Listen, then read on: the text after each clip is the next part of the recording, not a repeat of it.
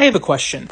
Have you noticed that over the past few years, everyone, everywhere has seemed to just get a little bit meaner? That is exactly the question that American commentator David Brooks asks in How America Got So Mean, a recent long-form journalism piece published in The Atlantic. Before I dive into this piece, as you listen, I would love if you commented your thoughts, if you shared your experiences with this, what you've noticed in your own life, in your own communities, whether they be online or IRL. I would love to know if you agree with David, what you think about this article in general. So listen to this. He says, over the past 8 years or so, I've been obsessed with two questions. The first is, why have Americans become so sad? The rising rates of depression have been well publicized, as have the rising deaths of despair from drugs, alcohol, but other statistics are similarly troubling. The percentage of people who say they don't have close friends has increased fourfold since 1990.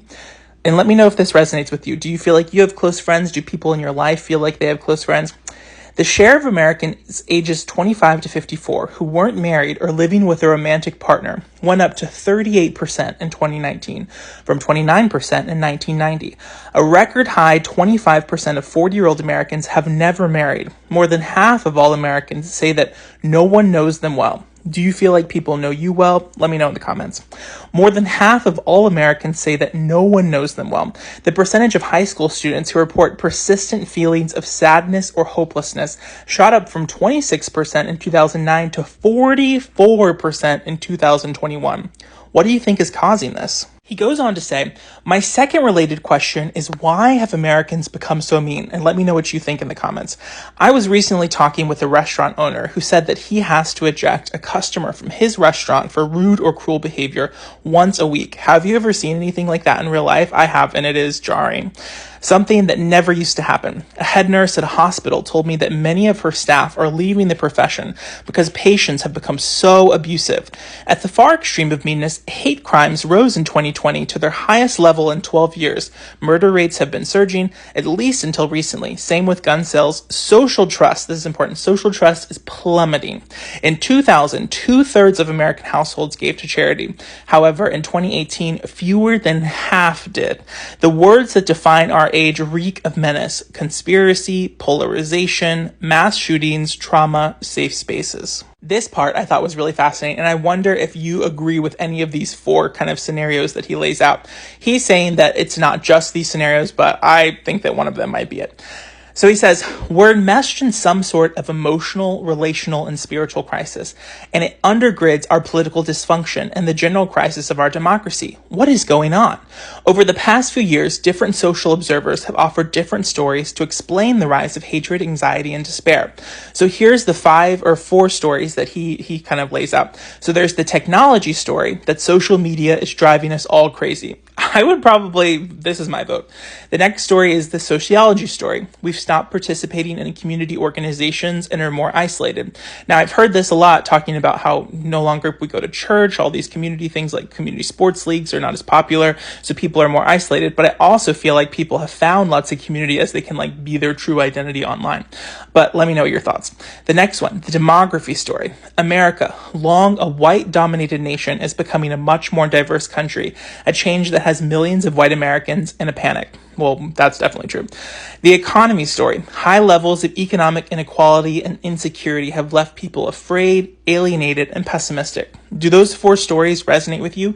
And of those 4, which do you think is the most true? He goes on to say, I agree to an extent with all of these stories, but I don't think any of them is the deepest one. Sure, social media has its bad effects, but it is everywhere around the globe, and the mental health crisis is not.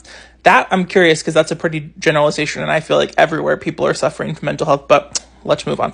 Also, the rise of despair and hatred has engulfed a lot of people who are not on social media. That's a great point. Economic inequality is real, but it doesn't fully explain this level of social and emotional breakdown. The sociologists are right that we're more isolated, but why? What values lead us to choose lifestyles that make us lonely and miserable? The most important story about why Americans have become sad and alienated and rude, I believe, is also the simplest. We inhabit a society in which people are no longer trained in how to treat others with kindness and consideration. This is fascinating. Do you agree with him? Listen to this. no longer trained how to treat others with kindness and consideration. Our society has become one in which people feel license to give their selfishness free rein. The story I'm going to tell is about morals. In a healthy society, a web of institutions, families, schools, religious groups, community organizations, and workplaces helps form people into kind, responsible citizens, the sort of people who show up for each other. We live in a society that's terrible at moral formation. That is fascinating, and I think that directly ties into the sociology story that he brings up above. So I won't read you the whole piece because I want you to go read it yourself, but I am really curious of what your thoughts are so far, and there's just a few more excerpts that I found really fascinating. So later on, he's kind of talking about what are the consequences of this in our society, and he says lonely eras are not just sad eras, they are violent ones. In 19th century America, when a lot of lonely young men were crossing the western frontier, one of the things they tended to do was shoot each other.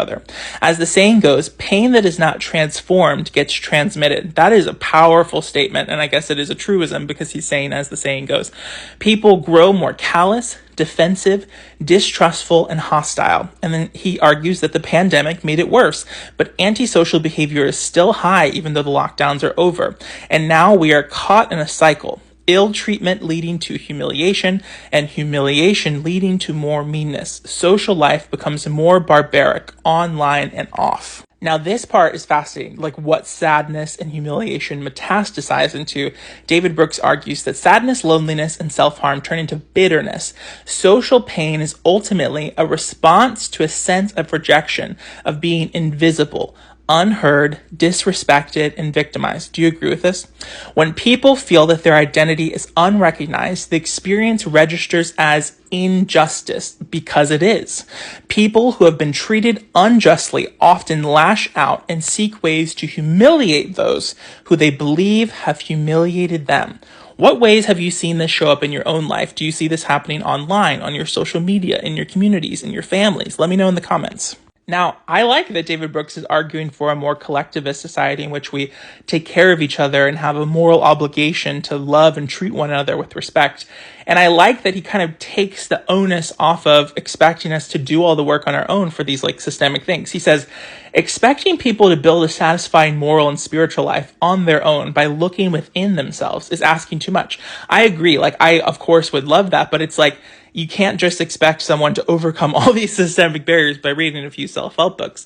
He says, a culture that leaves people morally naked and alone leaves them without the skills to be decent to one another. Social trust falls apart because more people are untrustworthy. That creates crowds of what psychologists call vulnerable narcissists. This is fascinating. I feel like this is on the rise.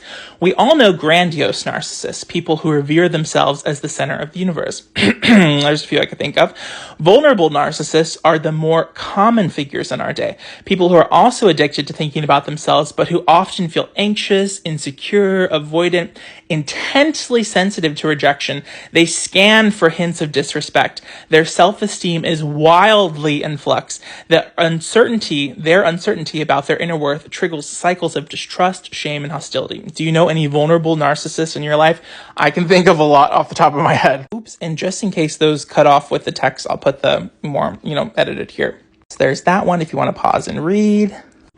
This one if you want to pause and read. I think I might have done the one before I cropped it, and sometimes TikTok crops it out of the frame. But yes, let me know what you thought about some of the things that I brought up on this piece. I hope that you'll go read it. It's in The Atlantic. It is by David Brooks, who's an American commentator who I'm not like, I don't always agree with this man, but he does always bring up really fascinating arguments. He has written a host of books. I have read The Road to Character. I have read The Second Mountain. I read The Second Mountain because he was interviewed on Oprah Super Soul Sunday about it, and I actually thought that was a really fascinating read. The Road to Character I thought was really interesting. He maybe leans more like centrist. I'm like full-on leftist, as you know.